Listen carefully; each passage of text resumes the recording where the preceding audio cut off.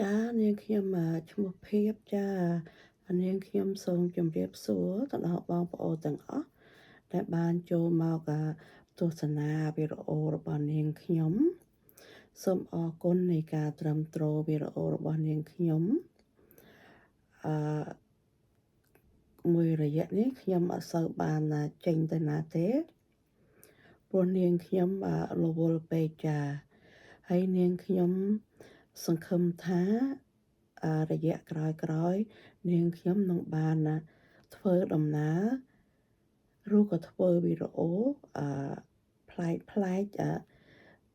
ជាងនេះទៅទៀតចាអរគុណនៃការស្រឡាញ់រាប់អានដល់នាងខ្ញុំចាជាចុងបញ្ចប់នៃវីដេអូនេះនាងខ្ញុំសូមផ្ញើសេចក្តីនឹករលឹកទៅដល់បងប្អូនទាំងអស់ដែលបានចូលមកទស្សនាវីដេអូរបស់នាងខ្ញុំទាំងអស់គ្នាចាសង្ឃឹមថាបងប្អូនទាំងអស់សុខសប្បាយ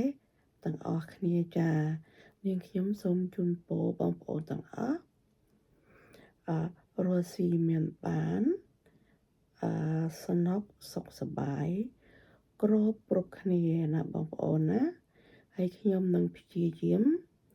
ធ្វើវីដេអូអឺថ្មីទៀតចាអរគុណមួយរយៈនេះគឺខ្ញុំធ្វើវីដេអូដែលខ្ញុំច្រៀងដោយខ្លួនឯងបើសិនជានាងខ្ញុំច្រៀងពីរោះក្តីមិនព្រោះក្តីសូមអភ័យទោសឲ្យផងចានេះគ្រាន់តែជាការកំដរអបសុកទេចាហើយណាមួយ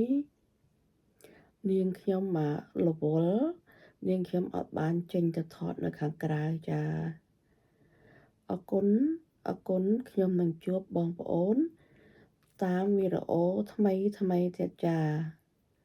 សង្ឃឹមបងប្អូននៅតែត្រឹមត្រូវវីដេអូរបស់នាងខ្ញុំចា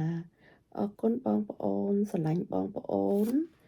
ពេញបេះដូងចាអរគុណបងប្អូនជម្រាបលាចា